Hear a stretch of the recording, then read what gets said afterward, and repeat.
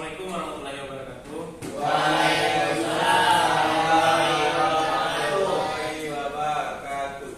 Sebelum kita mulai pelajaran, pada ketua silakan disiapkan terlebih dahulu. Baiklah teman-teman, sebelum kita memulai pelajaran, langkah baiknya kita berdoa terlebih dahulu. Berdoa menurut kepercayaan masing-masing. Mulai.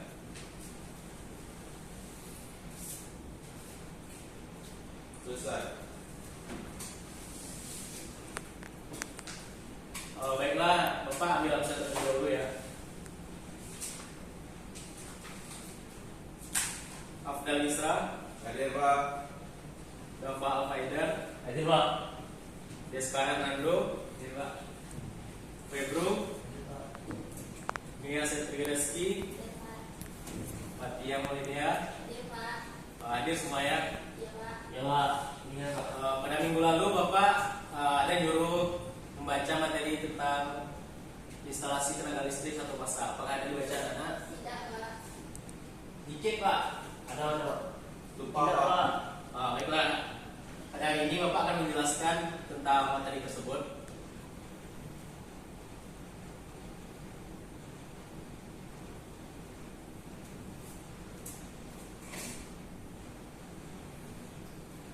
Apakah kelihatan anak-anak? Ya Pak. Baiklah, di sini Bapak akan menjelaskan tentang instalasi tenaga listrik satu fasa. Pada materi ini ada 3 capaian pembelajaran kita. Yang pertama menjelaskan instalasi tenaga listrik satu fasa. Yang kedua menjelaskan komponen instalasi tenaga listrik satu fasa. Yang ketiga simbol-simbol komponen instalasi tenaga listrik satu fasa. Yang pertama, sistem instalasi listrik satu fas. Instalasi tenaga listrik satu fas ini adalah instalasi listrik yang digunakan untuk menjalankan alat-alat elektrik selain lampu seperti mesin cuci, setrika, televisi, dan lain-lain. Instalasi penerangan satu fas adalah seluruh instalasi yang digunakan untuk memberi daya listrik pada lampu. Daya listrik atau tenaga ini diubah menjadi cahaya.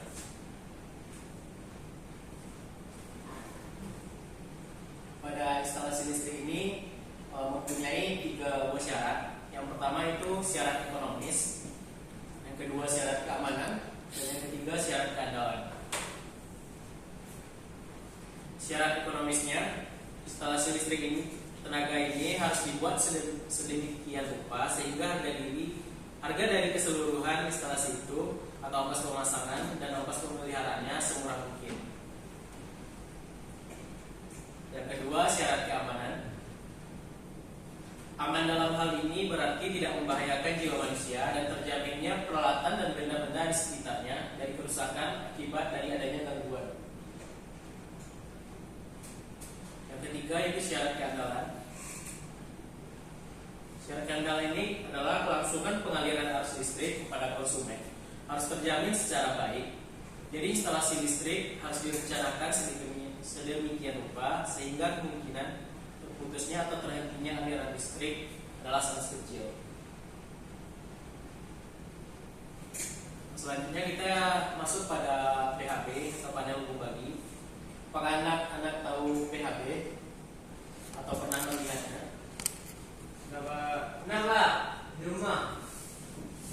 PHB ini adalah tempat percabangan dari sirkuit yang ada pada sebuah instalasi listrik yang dilengkapi dengan proteksi arus dan indikator lampu serta indikator pengukuran.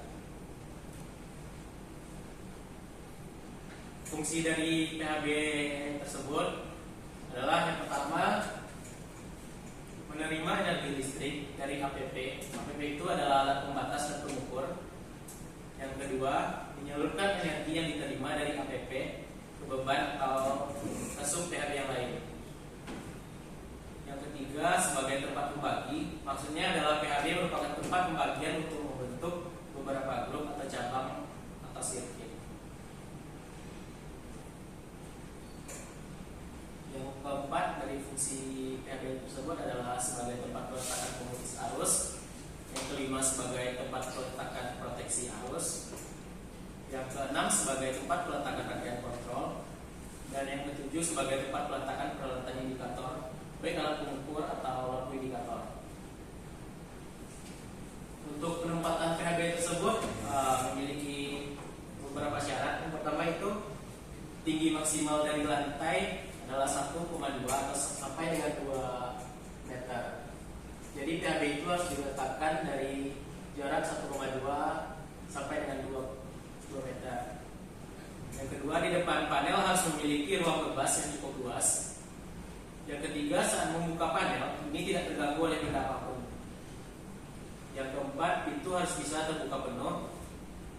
Dan yang terakhir, panel dipasang pada tempat yang sesuai, kering dan berventilasi yang cukup. Kita masuk pada komponen-komponen pada PHB tersebut.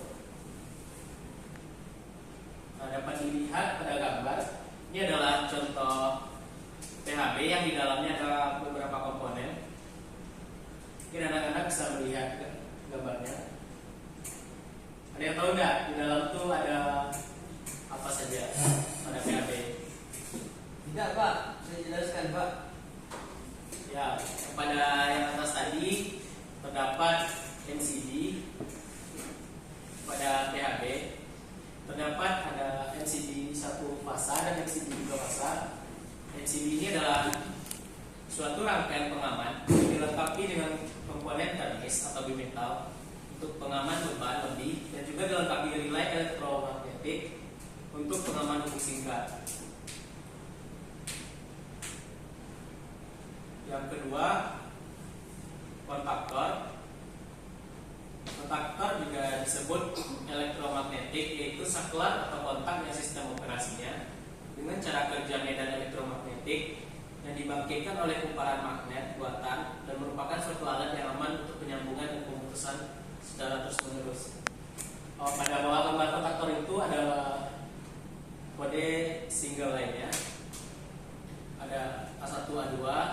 Untuk kodenya ada 135 dan 246. Selanjutnya itu sebatan. Sebatan merupakan suatu bentuk saklar yang sering digunakan dalam suatu rangkaian kontrol dan mempunyai fungsi sama dengan saklar lainnya pada umumnya, tetapi memiliki perbedaan dalam sistem penguncian yang digunakannya. Pada persebatan ini ada NO, NC atau NO, NC. Jadi NO, NC ini adalah keadaan awal dari persebatan tersebut. Kalau NO ini adalah singkatan dari normally open, berarti pada posisi awalnya sebelum persebatan ini ditekan, berarti harusnya masih terputus atau open. Ketika persebatan ditekan, maka harus akan langsung mengalir pada kontak tersebut. Sedangkan NC adalah normally close, berarti pada posisi awalnya arus akan terhubung, dan pada persebatan ditekan maka arus akan terputus.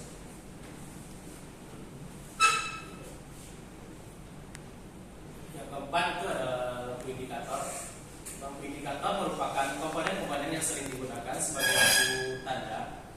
Lampu-lampu tersebut digunakan untuk berbagai keperluan, misalnya untuk lampu indikator pada panel, penunjuk fasa, RST antara 1, 2, 3. Biasanya menggunakan lampu warna hijau, oranye, dan merah. Yang kelima ada thermal overload relay. Thermal overload relay atau TOR, atau sering kita sebut dengan OL atau overload, adalah suatu alat pengaman beban untuk menghindari arus berlebih. Beban di sini bisa dimaksudkan motor listrik 3 pas atau beban untuk instalasi penerangan. Di bawahnya itu adalah simbol single line-nya dengan kode 135246 pada kontak utama dan 97, 95, 98, 96 pada kontak batu. Yang keenam ada terminal blok. Terminal blok adalah suatu tempat menentunya arus listrik sementara yang akan dihubungkan ke komponen yang lain atau komponen outgoing.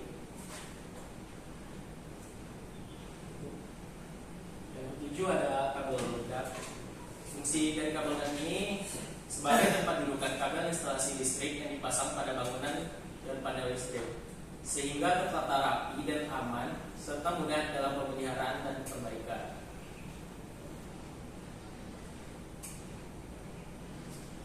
Selanjutnya yaitu kabel penghantar. Kabel penghantar adalah media yang digunakan untuk menghantarkan arus listrik dari suatu titik ke titik lainnya. Kabel ini terdiri dari konduktor. Konduktor adalah bahan penghantar listrik, dan isolator bahan yang tidak menghantarkan arus listrik. Pada PRB ini kita menggunakan beberapa jenis kabel. Ada yang tahu nggak jenis kabelnya? Tidak Pak. Silahkan cari di rumah yang di depan. Baik Pak.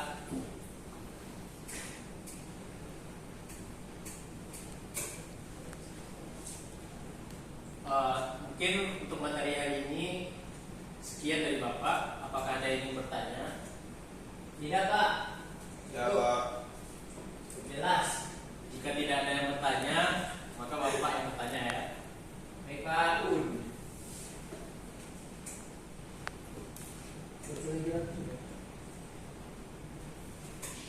Di sini ada 5 buah soal.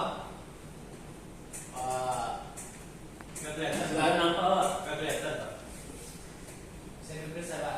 Udah nampak Pak? Ada 5 buah soal. Ini untuk jadi PR ya di rumah. Baik Minggu depan harus siap. Kalau tidak siap silakan di luar. Di mana bikinnya Pak? Di rumah. Di kertas tersebut. Terserah Anda. Berarti di buku. Baik Pak. Ya, sudah jelas? Nah Pak. Silakan dicatat ya. Baik Pak. Bapak cukupkan materi pada hari ini. Bapak Sudayo, assalamualaikum warahmatullahi wabarakatuh.